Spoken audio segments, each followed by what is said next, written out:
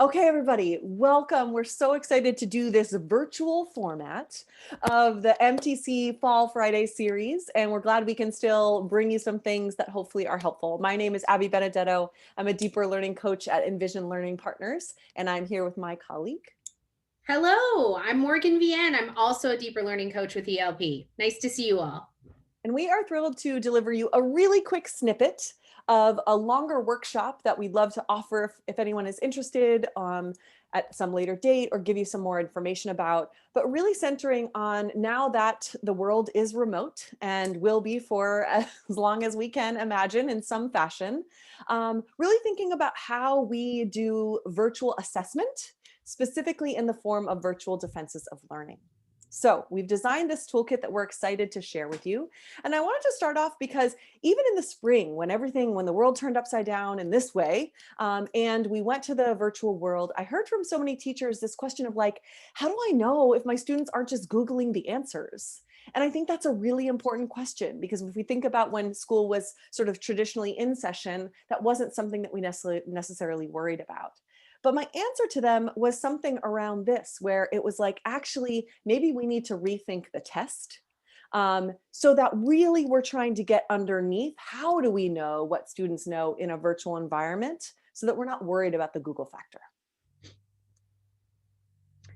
So, one of the things that we always say at ELP to our clients and beyond is this idea of we like to be tight on criteria and loose on path. We know that this is a toolkit. It's meant for you to grab and access as a resource and to think more specifically about your context and what the folks in your system need.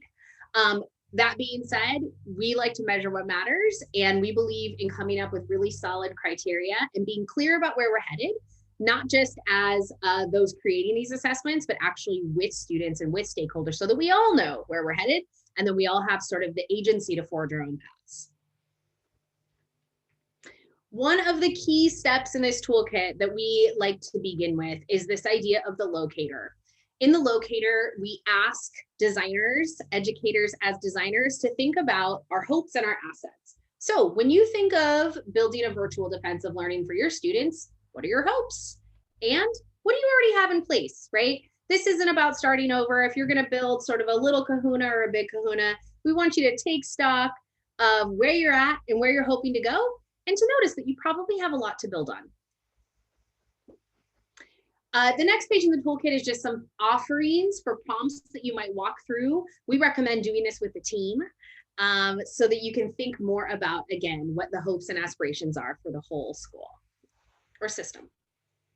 What we realized is that as you think about what you may already have in place, there are many things that folks are already doing, either in a small form in an individual classroom or school-wide or district-wide. So we just wanted to offer some examples to sort of broaden how you might think about defenses of learning or presentations of learning. This can come in the form of student-led conferences, something like a portfolio defense or a capstone project, and an exhibition or presentation of learning related to projects or units. So when we built this toolkit, and as we were really listening to the field and listening to our clients and sort of noticing this gap, we came up with a set of design principles. Now, design principles are meant to be sort of the foundation or the core of how you think about what you're creating. They often help us point to sort of key elements that we want to hold near while we create these systems or processes. So here are a few that we put together.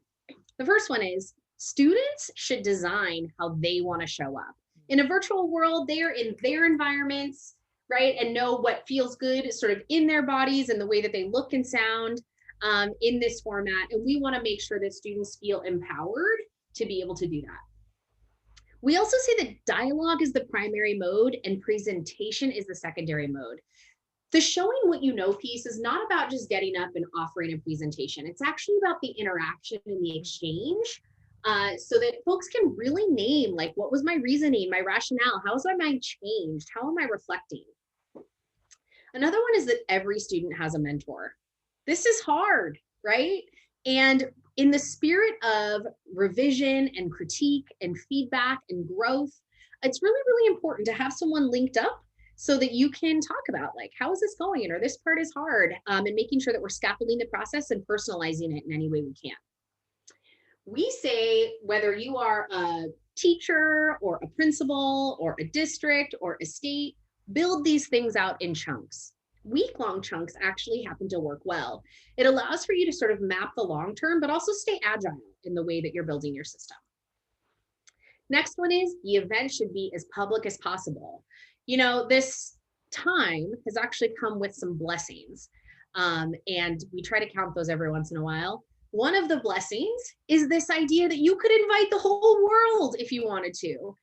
So just kind of amplifying that and amplifying our students' voices and allowing them to also be in charge of like who's coming to this thing and who are they hoping to hear and see their growth.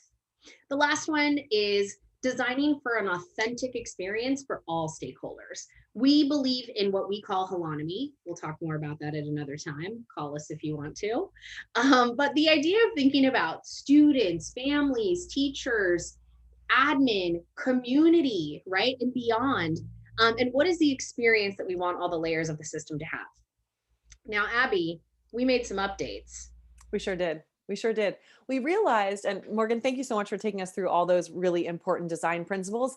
I think they're so helpful when you're trying to make decisions and really trying to plan effectively. And what we realized in our attempt to, again, be responsive to what people needed in the moment and really thinking about what were some of the things that made defenses of learning or sort of public assessment of learning really powerful in the past, we use that to design these design principles. And we're still learning and revising as we go. And so we realized, you know what, we think we can do better with this, specifically around issues of equity, which thank God have been rising to the surface in ways I think we haven't seen as a nation, until now. So we realized, you know what, we want to revise. And so instead of having the original one around the authentic experience, that still is true.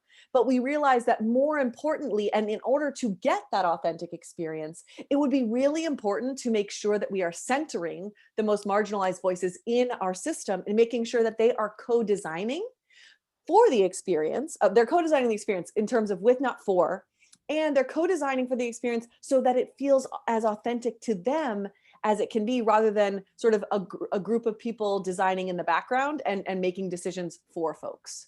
So we decided to revise our design principles to really highlight and raise up the importance, the value, and the real beauty of centering your marginalized voices and having them be designers with and not for. So that was our revision process. Yeah.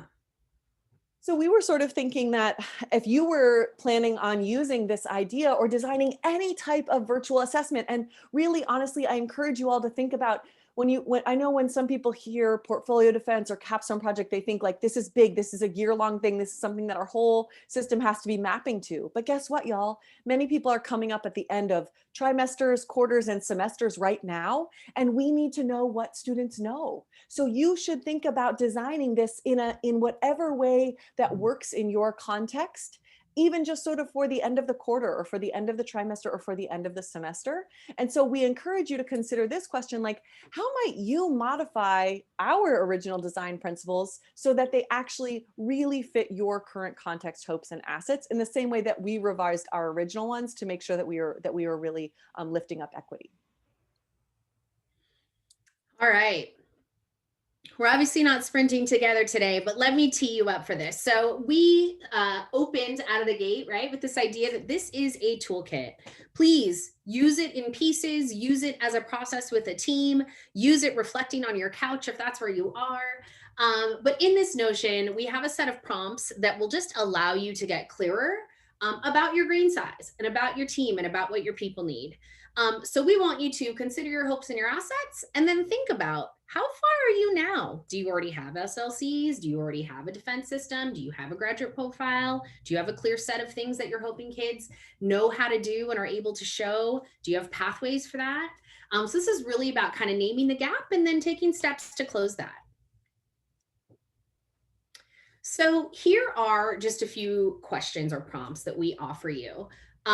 Really related to those design principles. We want you to walk through these, and I'm not going to go through them again specifically, but just walk through and ask, like, who might the mentors be and how much time do we have to give? And if we were going to make it as public as possible, what does that mean for us?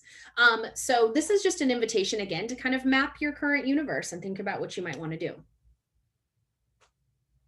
Lastly, I'll say we have included in the back of this toolkit, and you can find any of this on our website.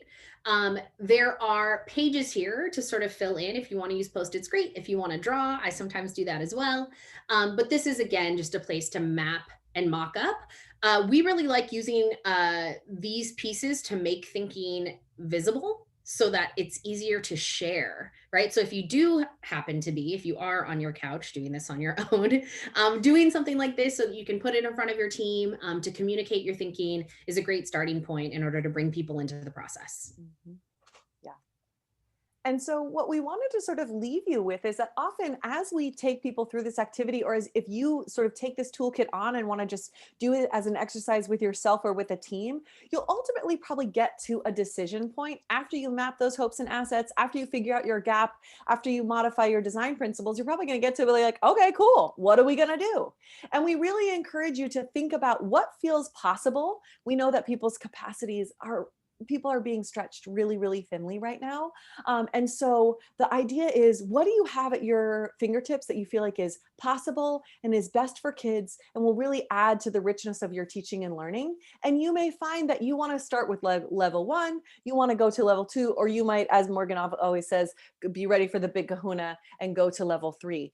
Any of those levels are great. And you might be like, we're on level 13. Okay. And you just do that. But we were really hoping that this may serve as a tool, a scaffold, a structure, a resource for you to sort of map out your thinking if you are in the place of really wanting to sort of shift or deepen the assessment that you're doing with students in a virtual way, so that you can really answer that question: how do we know what students know in a virtual environment? We really hope that this was a useful chunk, a real quick speed through. And again, all of these materials are on our website. We'll send that information out with this blast. And we've just been really thankful to be able to share this stuff with y'all.